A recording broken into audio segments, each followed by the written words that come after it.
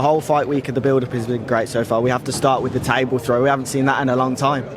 Well, I don't want to see it at all, especially when you're sitting on one of them. It's not the ideal thing, but it was what it was. And most importantly is, for me, I suppose for everybody, I think it adds a bit of spice to it. But where it's going to all count is in the ring on Saturday. We've got a great show on Saturday, heavy impact. We've got 3 really good heavyweight fights on there. We've got Delicious, who's got a sterling amateur career, start of his journey. So he'll be looking to make a statement. We've got the British heavyweight title. Well, we've seen some of that going on there. There's obviously no love lost between the two of them. But for the winner of that, more important than all the nonsense, the winner of that will go on and fight for the European and hopefully get yourself into the top 10. So they're different levels. And then you get to the level of the main event between 2 guys who've got the most unbelievable amateur background, also been fabulous professional heavyweights, in a fight of jeopardy, because the winner will go on and the loser. I don't see where the loser's going to get himself back into the mix with all these youngsters that are around and all the guys coming through. So it's got to be a win-win fight for one of them, and hopefully it'll be for Joe. How did Hrgovic get on? What was the whole situation with him? Was it like 2 weeks out from the fight, and was it an instant yes from him? Yeah, he jumped at it. As you heard him say at the press conference, got the call and said he wanted it. And I've got to tell you, I'll take my hat off to Joe, because Joe, that's the one Joe wanted. Do you think this is a harder fight? Dev mentioned at the press conference many people do. What's your take? They're different styles. I think it could be a tougher fight. I mean, I look at Filip's last fight against Daniel. Those first 3 rounds, he was finding him with them right-handers. You know that he's going to come forward, throwing his punches, throwing his bombs, and you know that Joe, that's the way he fights. He walks forward, Joe. That's how he fights. So you're going to get a clash. I think it'll be a shootout. I don't think either of them want to be doing 10 rounds. They'll be looking to knock each other out. Final one from me. We have the potential of a Daniel Dubois comeback pretty soon. He's spoken about who he wants to fight. He said he'd fight Parker, Usyk, even Chisora. Where are we at, and what out of those 3 names do you think is most likely? I think we're in a good position that he's accepted he'll fight any one of them, and we're working on delivering one of those. And we will probably announce that fairly soon. There's some news in the last few days, Frank, between Liam Cameron, Ben Whittaker, boxer. What is the latest with that going from 12 to 10 rounds? The latest is that Liam has a contract for 12 rounds, signed by the promoter and signed by him. So that's what he wants. That's what it is. Will this eventually go down to what Liam Cameron wants and not what kind of boxer have put in the contract? They've got contracts. 2 people signed a contract. And the contract has clauses in it, and it has a list of obligations to both parties.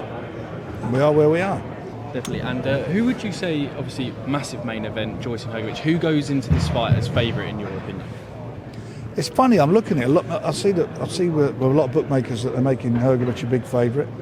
But you can't in any way dismiss Joe Joyce. He's a tough guy. He's a tough guy, and he's up for this.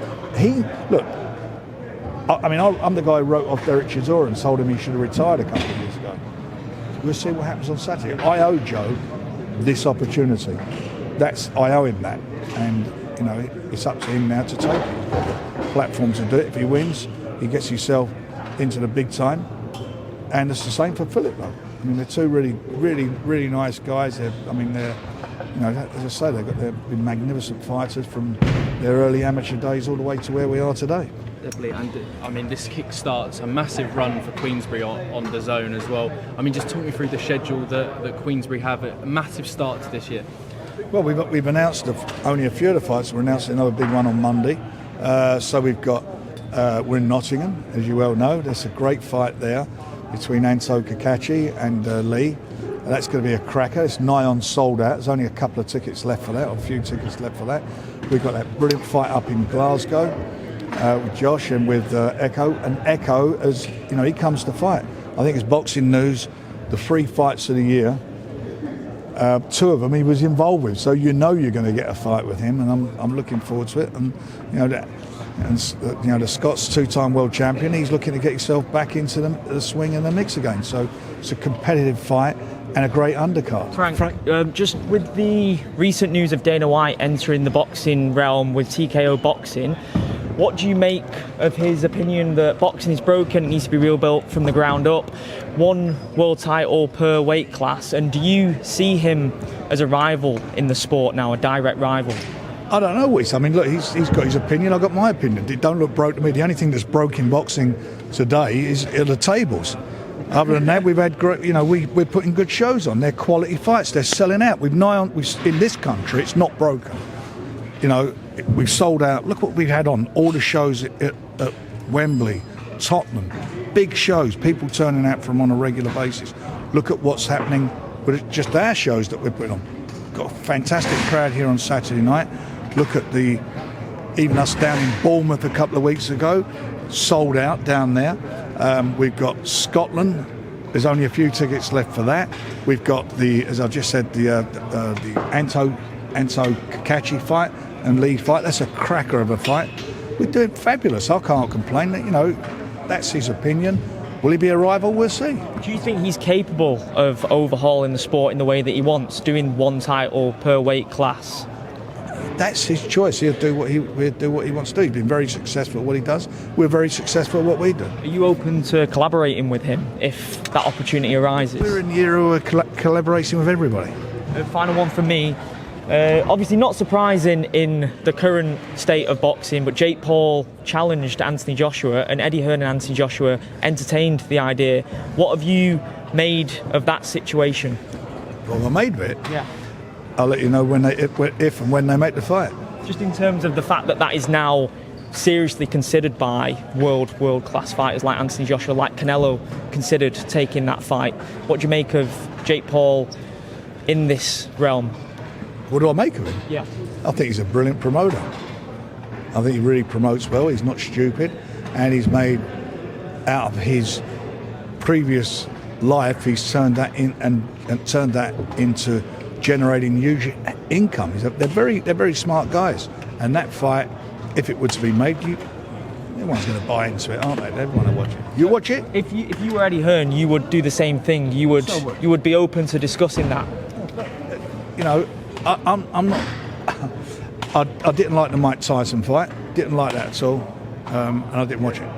But they do it. They do it. There's no one forcing. That's up to them what they want to do. They're taking the punches. They want to go in there and they want to do it, providing they're medically fit to fight, providing that all the safety aspects are in there. That's their business. It's not my business. Frank, speaking on Delicious, there was talks of him potentially joining the WWE instead of boxing. Did you have any discussions with him about this, and how close was that? Do you know? He see the light. He knew that he had to be in boxing, and we didn't want to lose him to wrestling. Frank, have you spoken to Tyson Fury? Have you changed his mind? Have you spoken to him, trying to get him back in the ring? I haven't spoken to him in a couple of weeks, and I certainly wouldn't try and change his mind. And I wouldn't even attempt to do that. Whatever he wants to do, he'll do. He's enjoying life, and God bless him. Frank, just with the future schedule, Hamza Shiraz, is there any news on when he's due back? Yeah, he'll be out in the summer. We're going to announce our next raft of shows. We've got about 4 or 5 shows that we're announcing, and they are brilliant. One we'll be announcing on Monday.